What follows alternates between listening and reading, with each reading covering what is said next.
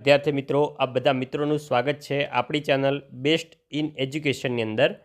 વિદ્યાર્થી મિત્રો, આજના વિડીયોની અંદર આજે આપણે ધોરણ 8 વિષય સામાજિક વિજ્ઞાન વિષયની અંદર જે આપણું ચેપ્ટર નંબર 2 જે છે કે ભારતમાં બ્રિટિશ શાસન ઈસવીસન 1757થી ઈસવીસન 1857, એ ચેપ્ટરના સ્વાધ્યાયનું સંપૂર્ણ સોલ્યુશન આજે આપણે વિડીયોની અંદર જોવાના છીએ. આપણા પ્રથમ સત્રનું આ ચેપ્ટર છે. તો વિડીયોને તમારે પૂરેપૂરો પહેલાં સમજવાનો છે, પછી જ લખવાનો છે. બેઠું બેઠું જોઈને કોપી પેસ્ટ કોઈએ કરવાનું નથી. તો ચલો મિત્રો, વધુ ટાઈમ વેસ્ટ ન કરતા વિડીયોની શરૂઆત કરીએ. અને તમે ચેનલમાં ફર્સ્ટ વાર આવ્યા હોય તો ચેનલને સબસ્ક્રાઈબ કરજો અને વિડીયોને પણ લાઇક કરજો. જોઈએ પહેલો કે નીચેના પ્રશ્નના ઉત્તર એક વાક્યમાં લખો. એમાં પહેલો કે મીર જાફરને હટાવીને અંગ્રેજોએ કોને બંગાળનો નવાબ બનાવ્યો? તો એમાં આવશે કે મીર જાફરને હટાવીને અંગ્રેજોએ મીર કાસિમને બંગાળનો નવાબ બનાવ્યો હતો. બીજો છે કે ભારતમાં કયા ગવર્નરના સમયમાં કાયમી જમાબંધી દાખલ કરવામાં આવી? તો ભારતમાં ગવર્નર જનરલ કોર્નવોલિસના સમયમાં કાયમી જમાબંધી દાખલ કરવામાં આવી હતી. ત્રીજો છે કયા યુદ્ધના વિજયથી અંગ્રેજોને બંગાળમાં મહેસૂલ ઉઘરાવવાની સત્તા મળી? તો બક્સરના યુદ્ધના વિજયથી અંગ્રેજોને બંગાળમાં મહેસૂલ ઉઘરાવવાની સત્તા મળી હતી. અને વિદ્યાર્થી મિત્રો, અમારી ચેનલ ઉપર ધોરણ 8ના તમામ વિષયના સ્વાધ્યાય પોથીઓ, સ્વાધ્યાયન પોથીઓ તમામ સોલ્યુશન જોવા મળ્યું રહેવાનું છે. માટે ચેનલ ઉપર નવા હોય, હજુ સુધી જો તમે ચેનલને સબસ્ક્રાઈબ નથી કરી તો મિત્રો ચેનલને સબસ્ક્રાઈબ કરી દેજો, કારણ કે અમારી ચેનલ તમને પરીક્ષા વખતે પણ ઉપયોગી રહેવાની છે. ચોથો છે રૈયતવાડી પદ્ધતિના પ્રણેતા કોણ હતા? તો રૈયતવાડી પદ્ધતિના પ્રણેતા થોમસ મુનરો હતા. આગળ જોઈએ બીજો કે ટૂંક નોટ લખવાની છે. એમાં પહેલો છે કે બિરસા મુંડા વિશે ટૂંક નોટ લખો. તો બિરસા મુંડાનો જન્મ 15મી નવેમ્બર ઈસવીસન 1875માં થયો હતો. તેમના પિતાનું નામ સુગના મુંડા અને માતાનું નામ કમી મુંડાઈના હતું. બિરસાનું બચપણ ઘેટા બકરા ચરાવવામાં, વાંસળી વગાડવામાં અને અખાડાની રમતોમાં પસાર થયું હતું. કુટુંબની ગરીબીના કારણે બિરસા મુંડાનું બચપન પિતા સાથે સતત એકથી બીજી જગ્યાએ સ્થળાંતરમાં વીત્યું હતું.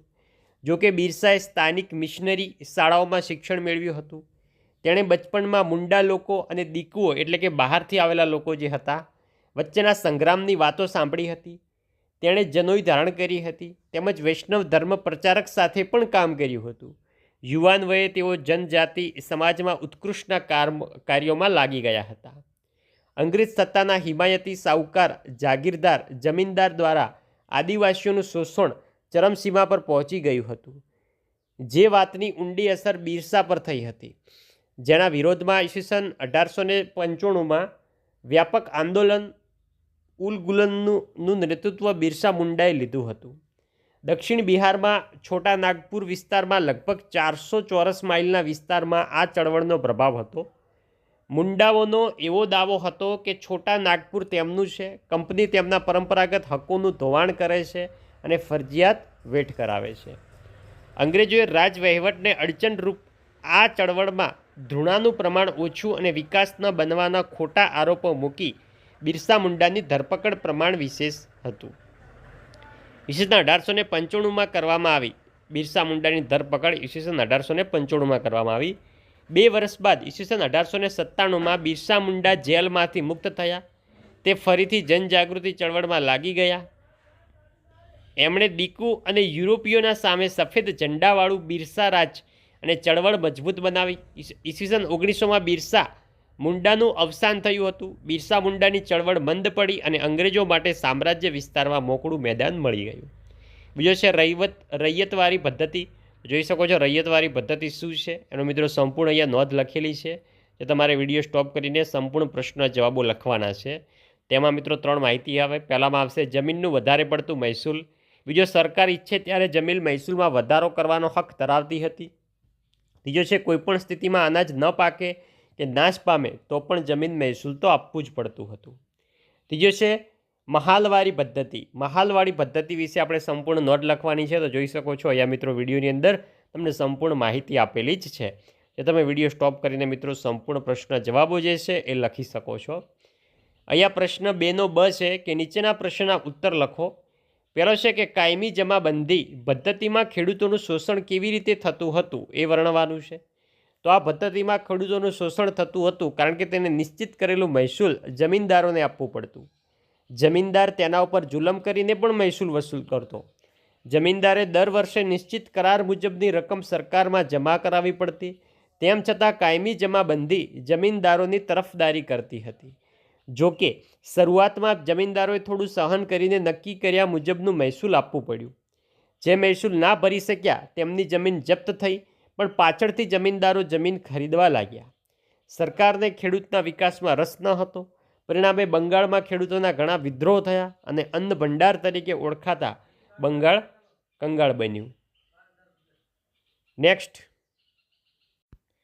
નેક્સ્ટ મિત્રો તમે જોઈ શકો છો આપણી સમક્ષ બીજો પ્રશ્ન છે કે 18મી સદીમાં ભારતમાં ખેતીની સ્થિતિ કેવી હતી. 18મી સદીની અંદર જે આપણા ભારત દેશની અંદર ખેતીની સ્થિતિ તે સમય કેવી હતી એનું વર્ણન તમારે પાઠ મુજબ કરવાનું છે. તો જોઈ શકો છો એનું પણ અહીંયા સંપૂર્ણ વર્ણન તમને આપેલું છે મિત્રો. તો તમે વિડીયો સ્ટોપ કરીને સંપૂર્ણ પ્રશ્નનો જવાબ જે છે એકવાર વાંચીને પછી જ તમારે લખવાનો છે. બેઠો બેઠો કોપી પેસ્ટ કોઈએ કરવાનું નથી. આગળ જોઈશું. હવે આપણે જોઈ શકો છો સંપૂર્ણ પ્રશ્નનો જવાબ છે અહીંયા તમને આપેલ. આગળ છે ત્રીજો કે યુરોપિયન દેશમાં ભારતીય ગળીની માંગ કેમ વધવા લાગી હતી. તો ગળી એ રંગકામમાં વપરાતું દ્રવ્ય હતું. તેનો છેડો ગરમ પ્રદેશમાં થાય છે. તેનો છેડો નહીં પરંતુ છોડ ગરમ પ્રદેશમાં થાય છે. તેની મોટી માંગ હતી. કાપડ ઉપર ભારતની ગળીનો રંગ ચમકતો હોય તે રીતે ઉપજતો હતો. આવો રંગ અન્ય ગળીથી ઉપજતો ન હતો. તેનો ઉપયોગ સુતરાઉ કાપડને રંગવામાં થતો હતો. ઈસવીસન 1790 સુધી યુરોપિયન દેશો ગળીનો પુરવઠો કેરેબિયન દેશોમાંથી મેળવતા હતા, પરંતુ તેનું ઉત્પાદન ઘટવાથી ભારતીય ગળીની માંગ વધવા લાગી હતી.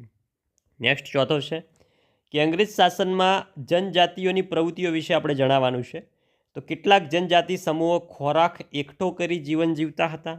જનજાતિ લોકો પશુપાલન સાથે સંકળાયેલા હતા.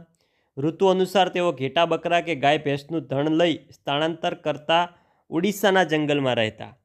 ખાંડ સમુદાયના લોકો ટોળીઓ બનાવી સમૂહમાં શિકાર કરતા, તેમજ જંગલમાંથી ફળ, કંદમૂળ, ઔષધિઓ અને જડીબુટ્ટીઓ એકત્ર કરતા. જંગલોમાંથી મેળવાયેલ વસ્તુઓ સરખા ભાગે એકબીજાને વહેંચતા અને તેને સ્થાનિક બજારોમાં વેચતા હતા. ખાંડ જનજાતિના લોકો કાપડ વણવાનો, ચામડા કમાવાનો અને તેને રંગવાનો વ્યવસાય કરતા હતા. ચામડાના રંગકામ માટે કુસુંબી અને પલાસના ફૂલોનો ઉપયોગ કરતા હતા. આ સમયે આદિવાસી સમૂહ બે પ્રકારની ખેતી સાથે સંકળાયેલા હતા: સ્થળાંતરિત ખેતી અને સ્થાયી ખેતી. તો એ બે ખેતી વિશે પણ તમને અહીંયા માહિતી આપેલી છે. મુદ્દા વાઇઝ લખેલા છે પ્રશ્નો જવાબો, એવી રીતે તમારે લખવાના છે. હવે છે કે નીચે આપેલા વિકલ્પોમાંથી સાચો વિકલ્પ શોધીને એ પ્રશ્નના જવાબ આપવાના છે. પહેલો છે કે ભારતમાં ગળી ઉત્પાદનની કેટલી પ્રથા હતી. તેમાં આવશે ઓપ્શન નંબર બી, 2 પ્રથા હતી. આગળ જઈએ. બીજો કે ઈસવીસન 1820માં કયા 2 પ્રાંતોમાં રૈયતવારી પદ્ધતિ લાગુ કરવામાં આવી હતી. તેમાં આવશે બી, મુંબઈ અને મદ્રાસ. મદ્રાસ એટલે કે જે હાલનું ચેન્નઈ. આગળ જઈશું. ત્રીજો કે ઝારખંડ રાજ્યમાં હજારીબાગ આસપાસ કયા આદિવાસીઓનો સમૂહ રહેતો હતો. તેમાં આવશે ઓપ્શન નંબર સી, સંથાલ. ચોથો છે કે આદિવાસીઓ કોના નેતૃત્વમાં મુંડા રાજ સ્થાપિત કરવા ઈચ્છતા હતા. તેમાં આવશે ઓપ્શન નંબર એ, બિરસા મુંડાના રાજમાં. તો વિદ્યાર્થી મિત્રો, આ હતો આપણું ધોરણ 8 વિશે સામાજિક વિજ્ઞાનની અંદર ચેપ્ટર નંબર 2 જે છે એનું સ્વાધ્યાયનું સંપૂર્ણ સોલ્યુશન. મિત્રો, વિડીયો સારો લાગ્યો હોય વિડીયોને લાઇક કરજો અને ધોરણ 8નો હવે પછીનો નેક્સ્ટ વિડીયો તમારે કયો જોવે છે એ પણ કમેન્ટ કરજો, જેથી કરીને વહેલામાં વહેલી તકે તે વિડીયો આપણે લાવી શકીએ.